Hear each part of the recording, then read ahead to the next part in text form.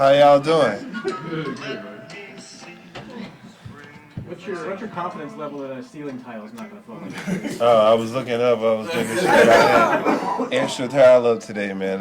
It's all good. Oh, sorry. Chris, just in general, what's the mentality of this team as you try to move past last week and go into this one? I think it's more so focusing on us, correcting our errors, seeing what we can get better at as a team. I think, it's hard to say, but I think these games are beneficial for us as a team to go through this adversity early. We got a young group, got a lot of young guys, and yeah, if they was on the team last year, they kind of didn't have to go through this type of adversity that we're going through now. So I always said adversity builds character, and it prevails teams.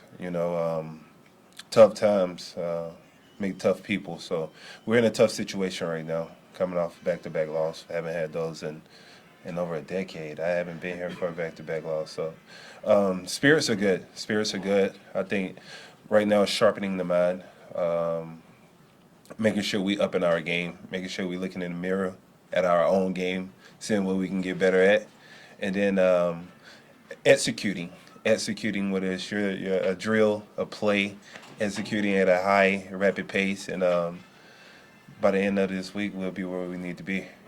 You mentioned young guys. How important is it from a leadership standpoint? Because a lot of guys, look to you for possibly for answers. So how important is it from leadership?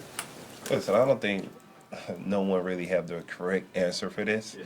I think it's just more so evaluating self-evaluating, making sure we're, like I said, we're looking in the mirror as ourselves, what we can do to better our game, whether it's watching film more, whether it's doing extra drills, or putting in more time to whatever it is to recovery.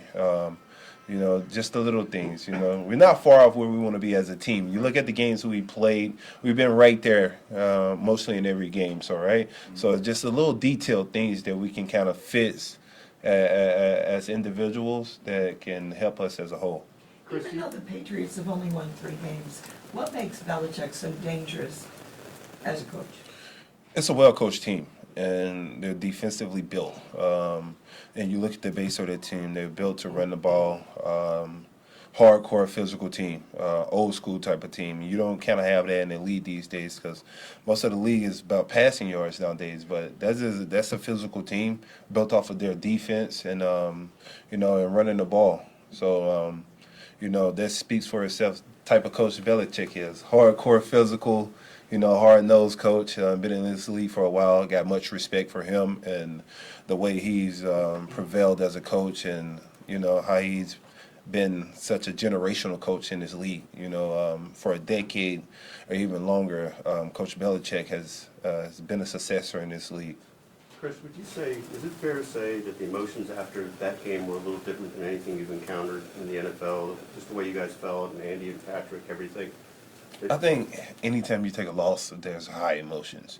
We're not used to losing, man. We're not used to losing, and emotions can be very high, especially after a loss. So I think everybody's mind frame is right.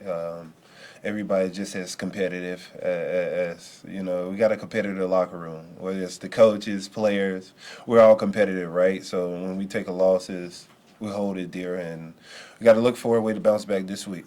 And you'd say probably not any different to turn the page than after any other loss? I mean, it's nothing different about, moving forward?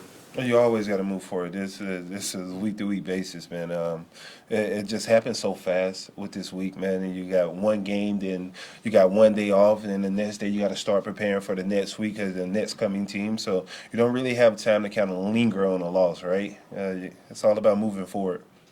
Going back to that, actually, Patrick has a reputation for being so calm, so cool, so collected. From a locker room perspective, what did guys think about seeing him so fired up at the end of that game last week?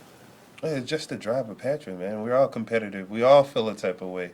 As much as we try to be professional and not show our emotions, but at moments of times, sometimes emotion gets high. We don't look at Patrick as nothing but a hell of a leader. Keep that fire up. Maybe bring it to this game throughout this.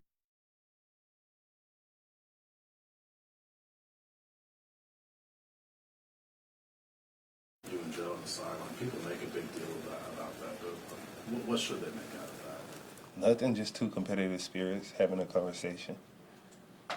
But Chris, was that different than it's ever been with Joe, or that's been that way plenty of times and we just haven't seen it? It's been that way plenty of times. I just hate the camera caught it this time. What, did the tablet survive? Did you check and see? Yeah, I think the tablet lost its heartbeat, but thanks to Microsoft, we can get a couple more.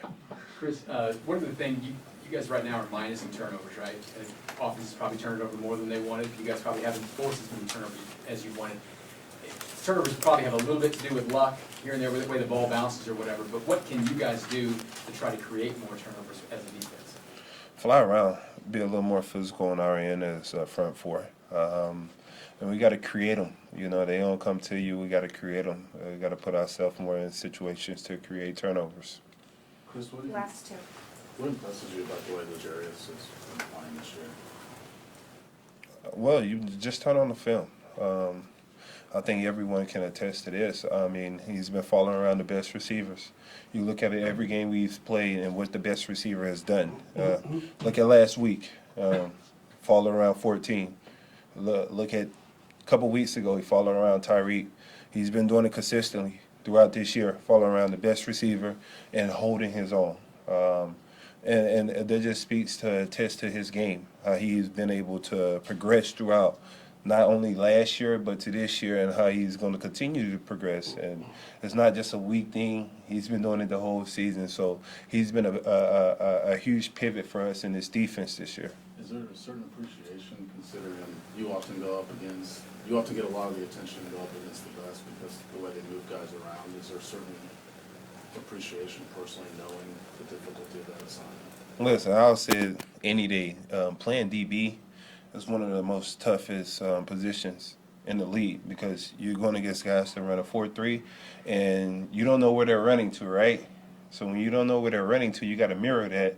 And to have that type of instance and do it at a high level, you know, I have nothing but praise for LJ. But we got a couple more games to go where we need him to be dominant. Thank you, everybody. Thank you, guys. Enjoy Frank Sinatra. Great show.